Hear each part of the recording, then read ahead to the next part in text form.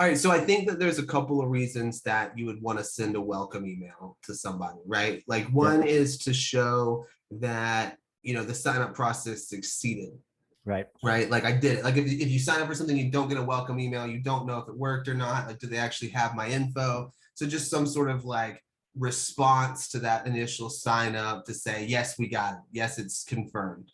Yeah. And it also makes you feel better. You know what I'm Makes saying? you It makes you feel feel better better. as a customer. Like, oh, these people are taking interest in me. They want to deal with me now. Yeah, I think another reason is to say a lot of times people will sign up for something and then bail, right? Like I'll sign up and then I got something else to do. I get distracted, my phone rings, whatever. I don't follow through on the action that they want me to take, and so the welcome email can be a good like reminder, like, hey, remember earlier today you were doing this thing? Let's keep it going. Like, don't stop now. Just to sort of keep that flow. And then the other reason I think that you would do a welcome email is just to say like, hey, this is what you can expect from us. This is how you get in touch with us if you need support. This is what we're going to send you in the future to set that expectation, so they can be looking out for more communication from you in the future. Right. So really, it's just closing that loop, right? You're bringing this person into the fold one way or another. They're now a customer. They're now a connection. Customer feels good. So now Mm-hmm. once you get into the email, right, that's when the battle starts, right? Because once the email's there, right, you got to make them feel something immediately so that they continue with whatever action you're trying to get them to perform, right? Yeah, So yeah. there's got to be a benefit immediately coming into it. Potentially, yeah. I mean, there's different ways of Potentially. going about it. So what I've done here is I've got five Okay. different welcome emails from five different companies that we can look at and see, what did they do that we liked, what they did that we didn't like, and talk about that. So we'll start with Expedia, travel company. They're pretty big. Pretty much everybody's heard of Expedia. So you really don't need to, in the welcome email, remind people of what Expedia is, but they do anyways. And that's good because it's like, what are the benefits now that I have my account? Maybe I didn't realize that there was 24/7 support for my trip, or that there were rewards that I could earn. Maybe I only saw, that it was everything I needed in one place. Yeah. Additionally, they have some extra content here, so that they promote their app. So welcome emails are a great place to, if you have a mobile app, to get people to go download your mobile app, from the app store. And then they talk again about their rewards, and then this flexibility. So these are all like sort of like extra features that you may not have known about on the surface. And they're taking this opportunity to go, hey, now that you've got an account with us, check out this other stuff that you can do. Yeah. And then their ultimate call to action here being like, explore more. Like, I've gone through everything, I haven't seen anything. Let me go book a trip. And then, with the mobile app icons again down at the bottom, they're driving home like, hey, we also have a mobile app. Don't forget to get this as well. So They also have two call to actions, right? If you scroll back up, that like, where is it? Yeah, let's go. Boom. yeah, So there's two separate ones. One's going to be for the actual function of what you're trying to do, and the other one seems to be more content oriented. yeah. And then in between, you basically just got the like, hey, here's the other stuff that you should know about now that you're, playing ball with us. Right. So next we've got LANDR, or L&R, I guess they said, for like left and right. So they're an online mastering service for musicians. And when you sign up with them, this is what they send you. So I think there's a couple things they're trying to do here. On the one hand, these guys, their software, they're going up against the whole industry of mastering engineers, which in music is sort of like looked at as like the only way to master your track is with a real person. It's an art form, right? Software can't do that. That's a consensus among many mastering engineers. But yeah, so I mean, they're saying like, you should trust us because we've done 18 million tracks so far. Right. Our software has mastered 18 million tracks. So it's right. That's their social proof right there. Yeah. Can any mastering engineer say that they've done 18 million tracks? No, they can't. So even if the software is inferior, it's got more experience, right?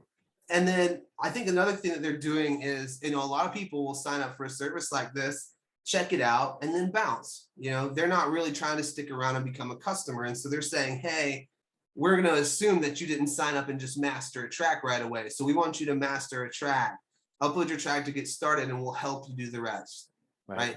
Don't worry about not knowing how to master things. Don't worry about, that you're going to have some sort of skill to be able to pull this off. We'll do it for you. So it's like calming that anxiety, having that call to action, and using that social proof to just kind of like get the person back on site, get the person trusting them, getting the person using their software. Yeah, and that call to action further enhances that. Master a track. Very simple, right? You click this button, you go immediately into the action that you're particularly looking to conduct, you know? Yeah, yeah. So, yeah.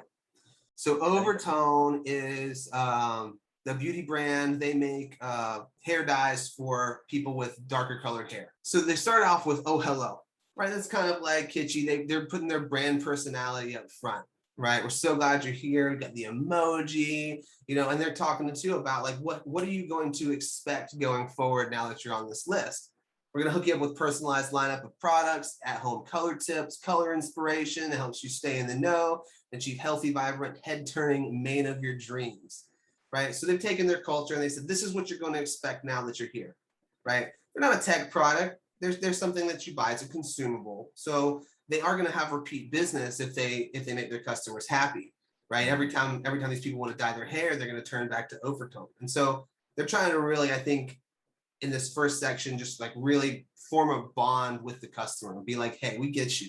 Next, they've got the Color Club. So join the Color Club. That's your reward system. So this is the same thing we saw in, was it Expedia, where they're now talking about their rewards system. Like, hey, now that you're part of this, this is how you can earn. This is why you should keep coming back. This is why you should be loyal to our brand. And then here we've got some trust. So like, we love your hair as much as you do. Why should I trust these people? Well, they care about my hair, right? Right. They have a goal. Cruelty free. Yeah, the goal that they have in mind to give everyone an easy way to express themselves through hair color and let their true colors shine. One hair healthy shade at a time. Yeah. Right. So there's no parabens. It's 100% vegan, cruelty free. So this is like, again, reducing any anxiety you have. You sign up for their mailing list, but you may not have bought something yet. And so this can sort of like tell you who they are, what they represent. Mm-hmm. This almost looks like an ad inside the email right here. This is the only kind of label we believe in. So now this goes back again to like their brand persona, right? Radical inclusion, intersectional feminism, environmental responsibility. These are the things that they stand for. So they're kind of like, anybody can have a hair dye, right? Hair dyes, it's a commodity. There's lots of different brands of it. But how do you stand out? You stand out by standing for something, and that's right. What these guys are doing. So you create the emotional connection for somebody. That really ties them to your brand. I'll also note when I signed up for this, they sent me a text message and they said, reply Y to get discounts. So you can see down here, they've got like their SMS, the 20% off. They give you a way to sign up for their SMS list if you didn't reply there.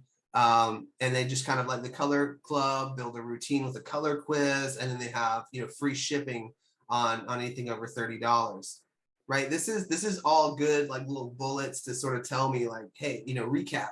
This is what's going on. So hold on. The only call to action button that they have is in the Join the Color Club, right? That's the only button. Join the Color Club. Yeah, that's it. And then up here they have like a menu, so you can go to their site to browse, new or by hair color or hair care products. So yeah, their only call to action is to join the Color Club. So that's an interesting point. That's all that they really want you to do. And everything else is just sort of supplementing why you should trust them and why they should be a brand for you. All right, GoodRx. All right. GoodRx. A couple times. Yeah, GoodRx, they make pharmacy discount cards so you can save money on your prescription. So so welcome to your GoodRx account. So they're saying more affordable healthcare is here. And then giving me the benefits of the service. I can store my prescriptions, compare prices, get free coupons, and save 80% on my next fill. Right. And immediately a call to action. Get started. So they want you to go look up your prescriptions, find your pharmacy, go and say. What I like about this is how simple this email is, right? So it's very welcome to your GoodRx account. You got your call to action button. It's contrasting against the background. It's very easy to find. And then simple and easy ways to save. These are basically 3 of their primary features. You can compare prices, you can access your coupons, and if you're on Medicare, you can save your plan information and access it when you need it. And they actually just have downloaded the app way down here at the bottom, which I think is interesting. There's not really any sort of call to the app anywhere else. I guess because people have been installing from the app. Yeah, they just want you to get into it right away. Mm-hmm. That's their whole. That's the move that they're pushing everybody towards. Yeah, I like this email. This email is super simple. It's got a great image. You know, the use of yellow in the back really gives it like a pop of color, which I'm big at. And then it's just is easy. You understand it. It's getting it across. What I also like about that paragraph, right? They're also still selling you a little bit more and save up to 80% on your next on your next fill. Boom. It's giving you further reason as to why you should do this and why you should hit that button. Yeah. You know, just pushing it further. Welcome emails don't have to be complicated. No, you're right. You know, and you Right. look at this and you kind of go, your first reaction is like, well, compared to the other things we saw, did these guys even really like try?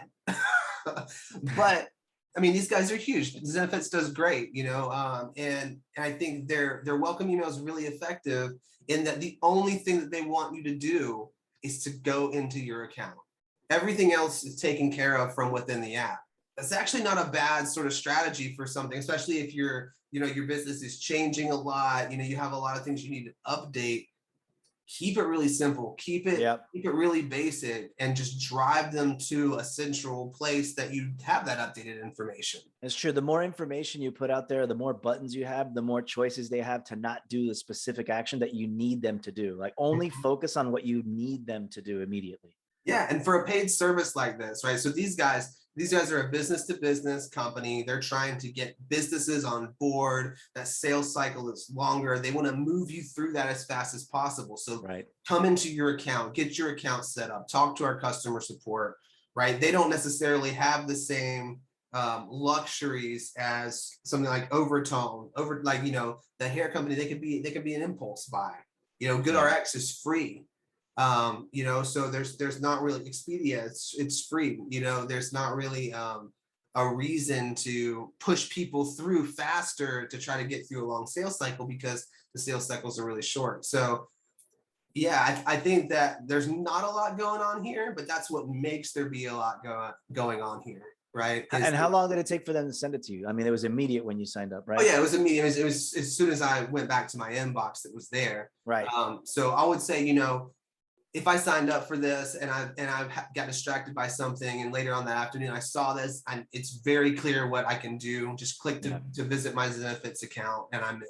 You know, I think ultimately through these 5 examples, it really shows that you can use a lot of creativity in your welcome emails, and you can showcase things that are important to your business or, you know, your brand personality in different ways. And ultimately, though, it comes down to one thing, which is you want your customer to take an action.